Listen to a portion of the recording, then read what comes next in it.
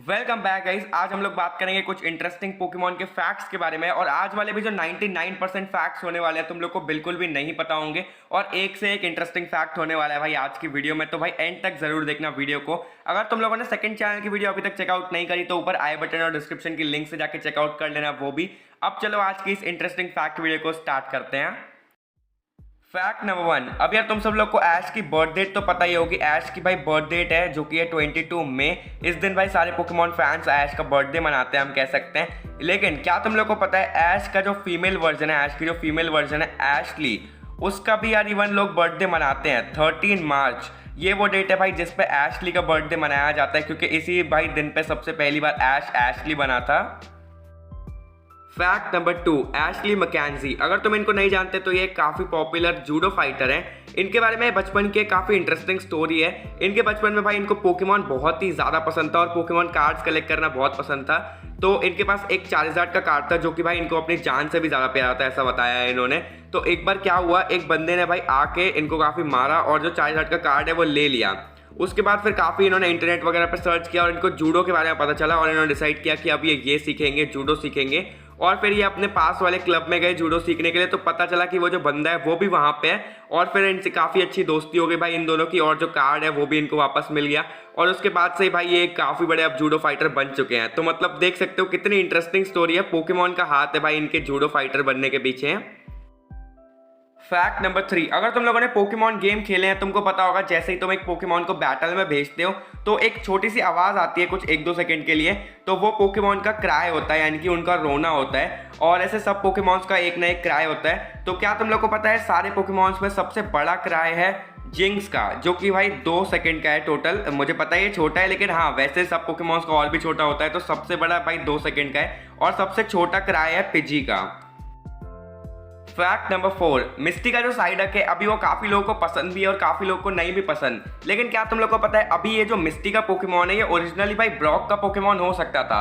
क्योंकि भाई जिस एपिसोड में मिस्टी ने इसको पकड़ा था उसमें ओरिजिनली भाई नर्स जॉय जो है उन्होंने ब्रॉक को इसका ख्याल रखने के लिए दिया था। लेकिन भाई इसके सरदर्द की वजह से ब्रॉक ने फिर मिस्टी को पकड़ा दिया और फिर गलती से मिस्टी ने इस पोकेमॉन को पकड़ ही लिया साइडक को और अब वो उसका पोकेमॉन बना हुआ है। तो एक कह सकते हैं हम लोग काइंड ऑफ भाई पहले ये पोकेमॉन होने वाला था ब्रॉक का, लेकिन अब भाई फाइनल में फिर ये मिस्टी का पोकेमॉन बना। Fact number 5। हम सब जानते हैं पोकेमॉन का फर्स्ट एपिसोड कौन सा है। मैं बात कर रहा हूँ आई चूज यू वाले एपिसोड के बारे में। हाँ भाई ऑफिशियली यही फर्स्ट एपिसोड है पोकेमॉन का। लेकिन ये जापान के अंदर एक टाइप से हम कह सकते हैं फर्स्ट एपिसोड था पोकेमॉन का। लेकिन यूएस यानी कि यूनाइटेड स्टेट्स के अंदर जो सबसे पहला एपिसोड पोकेमॉन का टेलीकास्ट हुआ था, दिखाया गया था, वो भाई ये वाला एपिसोड नहीं था। वो था पोकेमॉन का 15th एपिसोड जो कि भाई SS सेंट एने वाला एपिसोड था।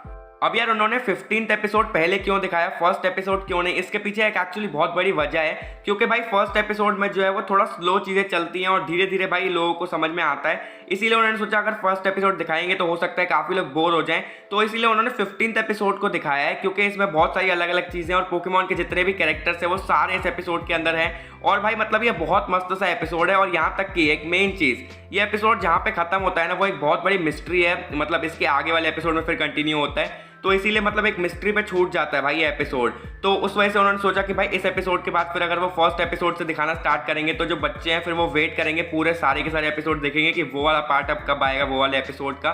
तो ये एक बहुत बड़ी भाई उन्होंने मतलब काफ़ी अच्छा सोचा था। Fact number 6। Pokemon black and white के जो एलीट फोर्स हैं उनको ओरिजिनली भाई पोकेमॉन वालों ने ब्लैक एंड व्हाइट थीम पे बनाने का सोचा था। यानी कि जो 2 भाई एलीट फोर हैं जो कि हैं शॉन्टेल और ग्रिम्सली, इन दोनों को उन्होंने सोचा था कि ब्लैक कपड़े पहना के रखते हैं और बाकी जो दोनों हैं उन दोनों को व्हाइट पहना के रखते हैं। क्योंकि भाई इस सीरीज का नाम ब्लैक एंड व्हाइट है तो इसीलिए उन्होंने ऐसा सोचा था, लेकिन बाद में फिर ऐसा नहीं किया उन्होंने। Fact number 7। तुमने नोटिस किया होगा कि अरोला रीजन के अंदर हमको एक भी फॉसिल पोकेमॉन से इंट्रोड्यूस नहीं करवाया गया। इसकी मेन वजह यह है कि भाई अरोला रीजन सारे पोकेमॉन रीजन के कंपैरिजन में सबसे नया है। ये कुछ ही मिलियन साल पहले बना था और हम कह सकते हैं मतलब जितने पोकेमॉन रीजन है वो तो काफ़ी पुराने हैं लेकिन ये सबसे नया है। हम कह सकते हैं ये इतना पुराना नहीं है कि भाई इस पर डायनासोर के मतलब जो पुराने वाले एंशिएंट पोकेमॉन है उनके फॉसिल मिले। यही वजह है कि भाई इसमें कोई भी फॉसिल पोकेमॉन नहीं ऐड किया। Fact number 8। लूगिया पोकेमॉन जो है ओरिजिनली इसका नाम रखे जाने वाला था पोकेमॉन एक्स। हाँ भाई इसका नाम पोकेमॉन एक्स होने वाला था और यहाँ तक कि इसका जो पेट है उस पर एक एक्स का साइन भी बना हुआ था पहले वाले डिज़ाइन में। हालांकि बाद में फिर ये चेंज कर दिया और इसका नाम लूगिया रखा और वो जो एक्स है वो भी अब उतना सही से नहीं है इसके पेट पे अगर तुम देखो तो। फैक्ट नंबर 9, जैसे कि हम जानते हैं पोकेमॉन वालों ने सबसे पहला जो पोकेमॉन बनाया था वो था राइडॉन। लेकिन क्या तुम लोग को पता है सबसे पहला रीजनल फॉर्म किस पोकेमॉन का बनाया गया था? तो वो और कोई नहीं, वो था अपना अरोलन एग्जैक्यूटोर। सबसे पहले इसका रीजनल फॉर्म बना था और पहले ओरिजिनली बस यही होने वाला था अरोला में एक रीजनल पोकेमॉन। लेकिन बाद में फिर ये उतना सही लगा सबको कि उन्होंने सोचा कि ऐसे और भी हमको बनाने चाहिए और उन्होंने फिर और भी ऐड किए। फैक्ट नंबर 10, काफी सारे पोकेमॉन फैंस भाई ऐश को कुछ ज्यादा ही डम समझते हैं जितना वो एक्चुअली में है भी नहीं। अगर तुम उसकी अचीवमेंट देखो ना तो ऐश ऑलमोस्ट हर रीजन में जब भी पार्टिसिपेट करता है लीग के अंदर तब भाई इतना ऊपर आ जाता है वो, यार समझ सकते हो तुम लोग, ऑलमोस्ट फाइनल्स तक वो आता ही है हर लीग के अंदर, जो कि उसकी पावर दिखाती है हमको। इसके अलावा उसने लेजेंडरी पोकेमॉन्स को डिफीट कर रखा है, वो लेजेंडरी पोकेमॉन से मिल रखा है, उनसे दोस्ती करी है। उसके पास इतने सारे बैजेस भी हैं हर एक रीजन से, यहाँ तक कि उसको बैटल फ्रंटियर से भी ऑफर मिल रखा है कि तुम चाहो तो बैटल फ्रंटियर मास्टर भी बन सकते हो। इसके अलावा उसने बॉन्ड फिनोमेना को अचीव किया है जो कि भाई और किसी ने नहीं किया उसके अलावा। इसके अलावा ऑरा एनर्जी, मतलब भाई बहुत कुछ है यार ऐश के पास स्पेशल सही में। फैक्ट नंबर 11, पावरपफ गर्ल्स करके एक काफी पॉपुलर शो है जो कि पहले आता था। तो यार इसमें क्या तुमको पता है, हमने एक पोकेमॉन रेफरेंस देखा है। एक बंदा था उसकी भाई घड़ी के अंदर हम लोगों ने जिगलीपफ देखी थी, देख सकते हो तुम इस इमेज में। फैक्ट नंबर 12, अब हम ये तो जानते हैं कि सारे नर्स जॉय का फेस सेम होता है, लेकिन उनका नाम भी सेम है। ये कैसे है कि मतलब सबका नाम सेम कैसे है ये नर्स जॉय? तो अगर तुमको ये डाउट है तो बता दूं कि भाई ये जो जॉय है ना ये इन सब का नाम नहीं है, ये काइंड ऑफ तुम कह सकते हो सरनेम है। ये चीज़ हमको क्लियर हुई थी पोकेमॉन लग्जरी विजन नाम का एक एपिसोड था उसमें। उस एपिसोड में एक यंग नर्स जॉय थी जिसका नाम था मार्बल, और वो ऐसा बोलती है कि काफ़ी जल्दी मैं भी अपनी मॉम की तरह एक काफ़ी अच्छी नर्स जॉय बन जाऊंगी।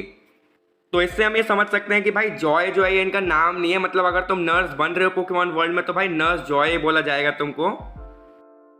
फैक्ट नंबर 13, क्या तुम लोग को पता है भाई स्टार्टिंग में पोकेमॉन वालों ने सोचा था कि भाई जिम जीतने पे ना ट्रेनर को बैज नहीं मिलेगा, उनको बेल्ट मिलेगी। जैसे कि कराटे तुमको पता होगा उसमें होता है कि बेल्ट होती है अलग अलग कलर की, तो वैसे ही भाई यहाँ पे जिम बैज की जगह वो लोग रखने वाले थे, लेकिन फिर बाद में उन्होंने जिम बैज का आइडिया सोचा।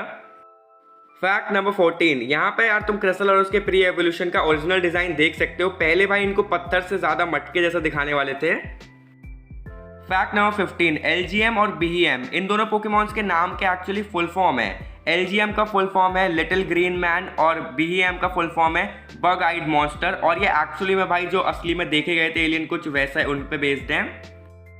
फैक्ट नंबर 16, क्या तुम लोग को पता है एग्रॉन की पूरी जो एवोल्यूशन लाइन है ये कोरियन माइथोलॉजी बल्गेसारी पे बेस्ड है, और जो बल्गेसारी है ये भी पहले काफी छोटा रहता है और फिर काफी बड़ा हो जाता है, बिल्कुल जैसे एरॉन पहले छोटा रहता है और एग्रॉन बन जाता है, बिल्कुल ऐसा ही।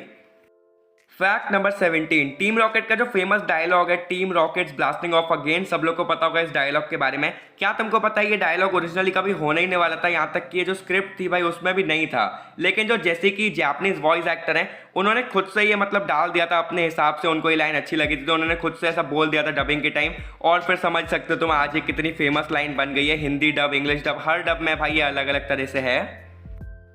फैक्ट नंबर 18, क्या तुम लोग को पता है जो यूनोवा के 3 बंदर पोकेमॉन से, तीनों मंकी पोकेमॉन से, पैनसियर, पैनसेज और पैनपोर, ये तीनों बेस्ड है भाई उसी काफी फेमस बंदर वाली कहावत पे, जैसे बोला जाता है बुरा मत देखो, बुरा मत सुनो और बुरा मत बोलो।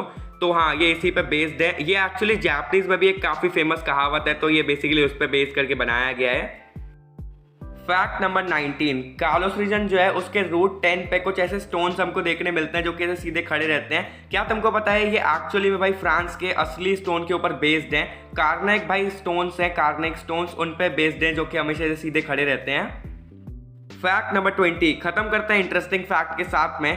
तो भाई क्या तुम लोग को पता है यूनोवा की कैस्टेलिया सिटी है ना, उसके तुम अगर सामने से देखोगे तो 5 रास्ते हैं जिन्हें पियर्स कहा जाता है, ऐसे इसके 5 पियर्स हैं।